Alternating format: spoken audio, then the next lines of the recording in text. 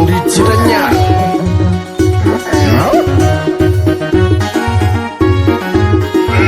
Gai banyak lo tu. Gai banyak lo tu lo. Ruti jewe bal join jamre jingo coin dong wek nong bai wakan gedet. Jaran pengen bagai join bung ngali. Doa gue ni biele ne kaga pinom. Kupial pinye jaji le dengwe age join. Achur jewe bal join jamre jingo coin dong wek nong bai wakan gedet. Jaran pengen bagai join bung ngali. Doa gue ni biele ne kaga pinom. Kupial pinye jaji le dengwe age join. Ruti jewe bal join jamre jingo coin dong wek nong bai wakan gedet. Jaran pengen bagai join bung ngali. Doa gue ni biele ne kaga pinom. Kupial pinye jaji le dengwe age join. Jamra ya jepinda metrong ni de wulen yang putile pinten yaga pinting kedi. Riwa jejuma tongan di kumit.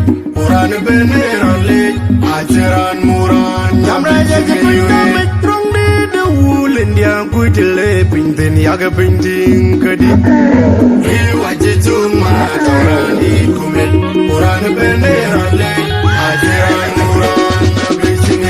Cara majulnya ada nyong jol muran nong bonjung de lem daud. Kogi jamra janyewe inggu damudu lendia ajaran muran dan denga kitiden jambayar ya telip yale wajah piwai nok denga api den jayuere andang abagayo cawan daud bida kabatu cara majulnya ada nyong jol muran nong bonjung de lem daud.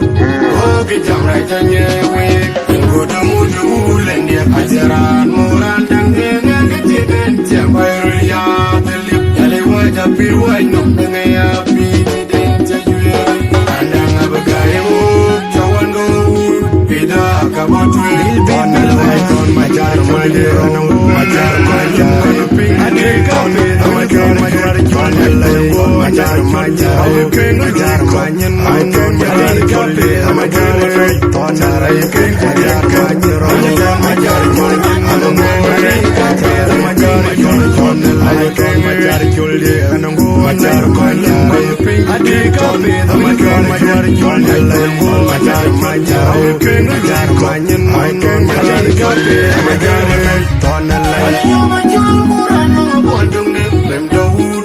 Kogi jamra janyewe kuda mudu lendia ajaran muran dan denga kitiden jambayar ya telip yale wajah piwai nok denga api den jayuere andang abagayo cawan daud bida kabatu jar majul yana nyoma jol muran ngobondong lem daud.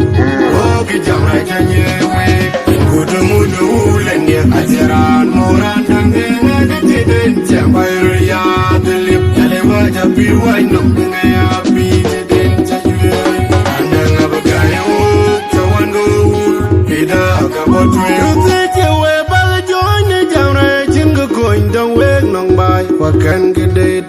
Jaran pengen bagai join bung ngali. Doa gue ni biele ne kaga pinom.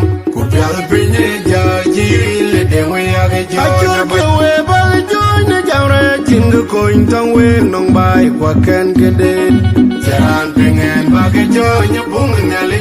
Doa gue ni biele ne kaga pinom. Kupial pinye jaji le dengwe age join. Gue bal join jamra jingo coin dong wek nong bai wakan gedet. Jaran pengen bagai join bung ngali. Doa gue ni biele ne kaga pinom. Kupial pinye jaji le dengwe age join. Jamra ya jepinda metrong ni de wulen yang putile pinten yaga pinting kedi. Riwa jejuma toran di kumit. Uran beneran le ajaran muran. Jamra ya jepinda metrong ni de wulen yang putile pinten yaga pinting kedi. Riwa jejuma toran di kumit. Uran beneran le ajaran muran. Cara majulnya ada nyoma jol muran ngobondong lem daud.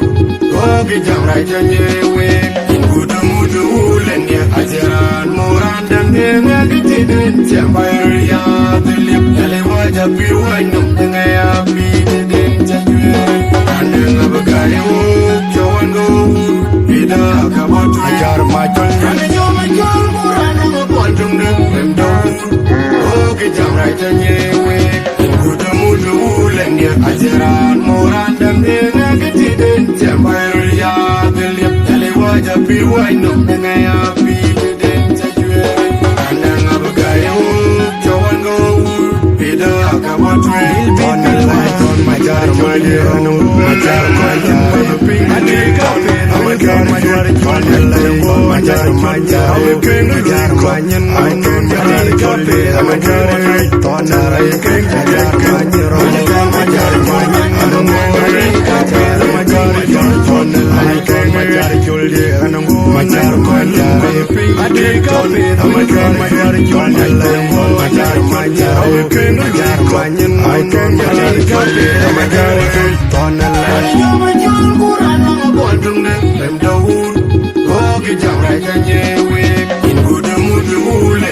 ajaran moran dan denga kitiden Jambaria delip Yale wajah piwai nung denga api deden jajwe Andang abagayo Jawan go Bida kabatu Ajar majol Kane nyo majol moran Nama ponjong deng Memdo Oke jamrai janyewe Mudu lenye ajaran moran dan denga kitiden Jambaria delip Yale wajah piwai nung denga